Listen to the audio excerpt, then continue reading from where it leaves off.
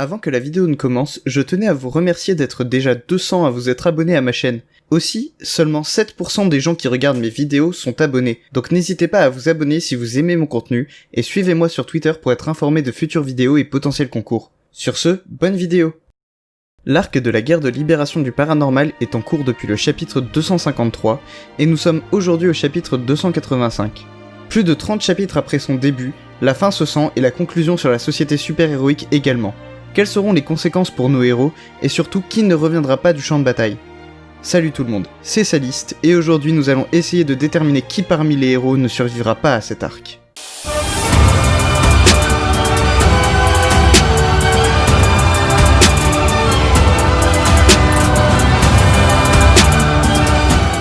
Revenons d'abord sur les cas confirmés de héros décédés. Tout d'abord nous avons Crust, le numéro 6 du Japon que nous avons clairement vu mourir au chapitre 272.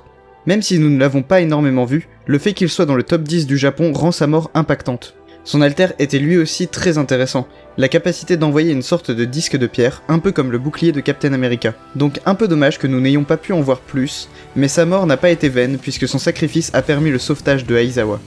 Ensuite, beaucoup de héros secondaires sont morts, comme nous pouvons le voir sur ces planches. Même s'ils n'étaient pas d'une grande importance pour le récit, cela montre bien le caractère dévastateur d'une seule attaque de Shigaraki et de la Ligue des Vilains en général. Comme ici, Toga prend l'apparence d'un héros pour en tuer d'autres tout en étant camouflé. On peut aussi mentionner le passage de Makia qui a sûrement entraîné le décès de plusieurs civils. Maintenant passons à des héros dont le statut n'a pas été confirmé, mais qui sont probablement morts. En premier lieu, nous avons les Wild Pussycats, à l'exception de Ragdoll qui a perdu son alter et qui est donc resté à leur agence. Pour le reste de l'équipe, il semblerait qu'ils n'ont pas survécu à la vague destructrice de Shigaraki, étant donné qu'ils étaient très près de Ground Zero, qui est, je le rappelle, l'endroit où Shigaraki est sorti de son conteneur, lui servant à hériter du pouvoir de All for One. Même si Pixie Bob a tenté, à l'aide de son alter, d'arrêter l'attaque de Shigaraki, il y a très peu de chances pour qu'elle ait réussi, comme on peut le voir ici. Parlons ensuite de Wash. Même si là aussi son statut reste à confirmer, on peut aisément admettre qu'il n'a pas survécu à l'attaque de Shigaraki. Il semble essayer de fuir le champ de bataille en sauvant des civils, mais je pense qu'il n'a pas réussi. Ou bien il a pu peut-être se mettre dans une bulle permettant d'éviter le contact direct avec le sol et donc l'attaque de Shigaraki.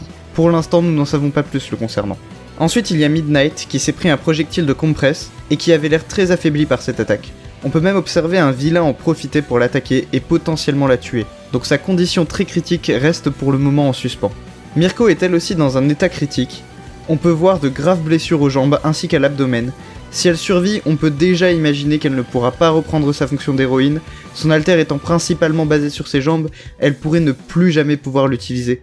Tout comme Hawks qui a toutes ses plumes de brûlé, donc à moins que celle-ci ne repousse, même si j'en doute, il ne pourra très certainement pas reprendre sa fonction de héros professionnel. Mirko et Hawks seront en revanche toujours en vie à la fin de cet arc. Un autre personnage dont la condition est très mauvaise, Grand Torino.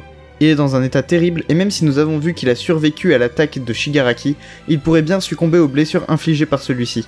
Il a déjà un certain âge et pour le développement d'Izuku qui a déjà perdu Sir Night Eye, perdre Grand Torino ne serait qu'encore plus impactant pour la suite du récit et comment Izuku doit faire face à la responsabilité de son alter et de ce qu'il entraîne. Mention honorable à Aizawa qui est toujours en vie mais qui a perdu une jambe. Je pense qu'il survivra à cet arc, mais encore une fois on ne peut pas être certain des conséquences finales de ce combat sur lui, étant donné qu'il est actuellement au centre du champ de bataille. Enfin nous allons parler du chapitre 285, donc si vous ne l'avez pas encore lu, allez au timecode indiqué. Dans ce dernier chapitre, paru quelques jours avant la sortie de cette vidéo, Bakugo s'est jeté sur la trajectoire d'une attaque de Shigaraki et a été transpercé. Endeavor a lui aussi été également transpercé par cette attaque. Bien que les deux soient grièvement blessés, je ne pense pas que cette attaque ait été mortelle pour Katsuki. En revanche, elle pourrait bien l'être pour Endeavor. Bien qu'on peut s'attendre à un coup final porté par Dabi si celui-ci est bien Toya Todoroki, on peut s'attendre à ce qu'il le révèle à Endeavor avant de lui porter le coup final, mettant Shoto dans une rage folle.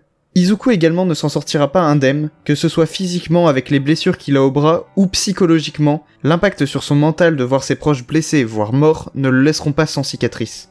Beaucoup de héros sont dans des situations critiques, certains sont même définitivement morts, et d'autres comme Aizawa et Izuku n'en sortiront définitivement pas indemnes. La fin de cet arc s'approche à grands pas, et le dénouement qui marquera un tournant majeur dans My Hero Academia se rapproche. La société super-héroïque va être détruite, et Shigaraki va prendre la place de All for One en tant que nouveau maître du mal. Laissez un pouce bleu et abonnez-vous à la chaîne, suivez-moi sur Twitter, et je vous dis à la prochaine pour une autre vidéo. Salut!